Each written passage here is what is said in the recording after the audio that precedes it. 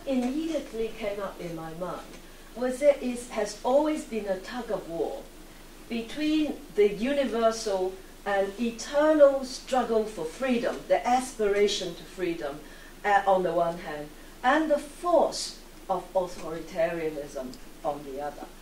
Now, I am a disciple of Socrates. I believe in dialectics. That is to say, I do not believe a harmony of suppressing different voices. Rather, I believe that harmony comes from equilibrium.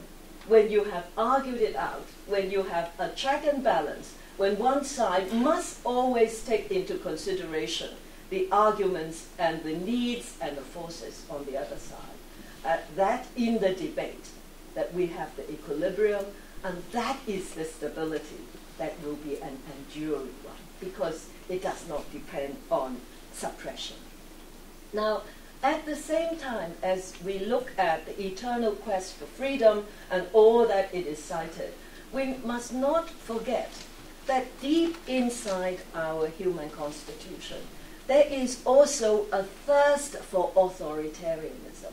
And this is not just the authoritarians who want this authoritarianism, but the people who are subject to authoritarianism. We all remember book The Road to Serfdom. And when we ask why did Nazism succeed in Germany, it was not because of one person. It was because there was in us the fear of responsibility, the fear of freedom. Because if you really understand freedom, you know that freedom comes with it a deep responsibility. And so not only there is always the thirst for the need for control, I must control everything. Unless I control everything, I will not have stability. I will not have order. That is not just that, but the belief that I do not want to take responsibility for what I have to do, for my choice. So we all cooperate in our own serfdom. Now, so where is it? So we in Hong Kong, we also see this tug of war. We see this tug of war, in fact, in every jurisdiction, however backward, however advanced. And every time we have a universal declaration of human rights, every time we have an international covenant on civil and political rights, we have people to say, but it doesn't really mean what it says.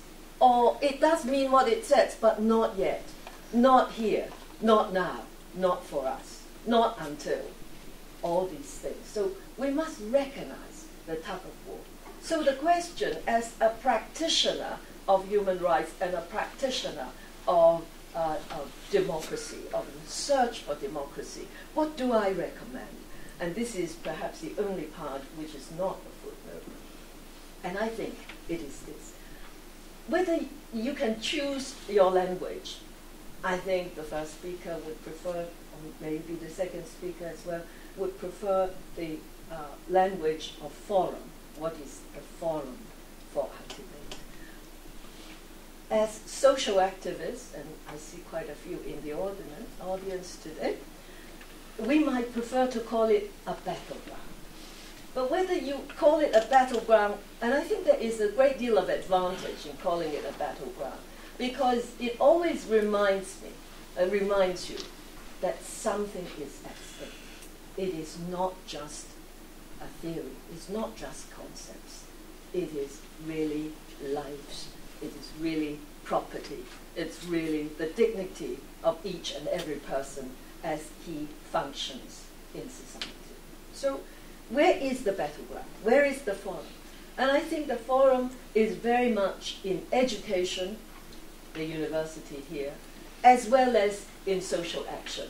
Now let's go immediately to a detail, which is more detailed than the small things of the second speaker, and the functional constituencies.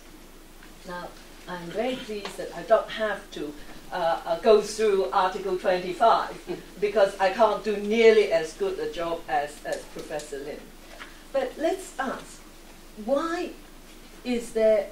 Why do we still have functional constituency here? Is it because we somehow managed to see loopholes in Article 25? I think all this is just the surface.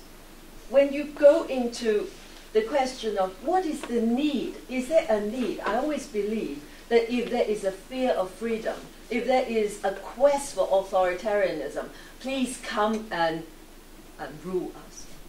為奴家作主, this is what I call in Chinese. You know, come and decide make all the important decisions for me. Why is there such a need?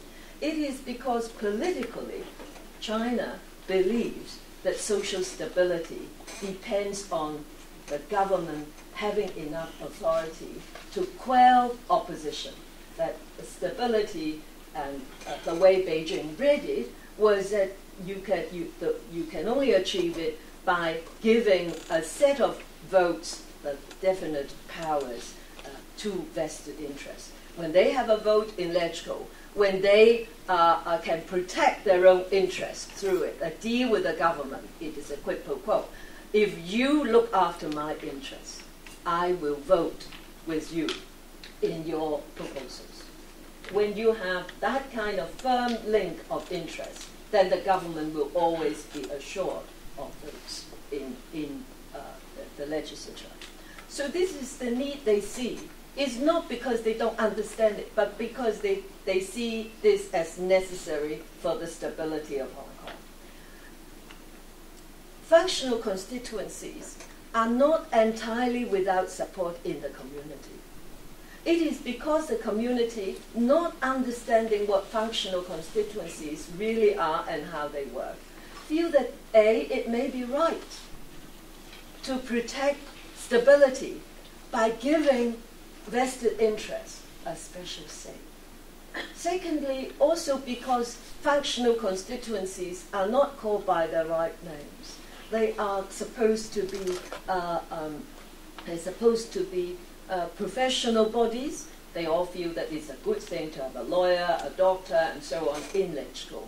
And also they feel that it is just fair for you to have a business interest represented in the legislature. So they feel that there is some justification about it. So there is also the community's own support. We must not only concentrate our eyes on the 65% who support universal suffrage. We must also concentrate on the 35%. Or in fact, you're concentrating on about 20%. And Professor Young had done some research into this anomaly. But there are people, although most of the 35% support because they don't understand what's going on, they have no view, some of the 35% do support it because they consider it a good thing. So you must go and answer the concern of these 35% people. Why do they think that it is necessary to have functional constituency? Today, I have provided you with a small bundle of factual information. You can see for yourself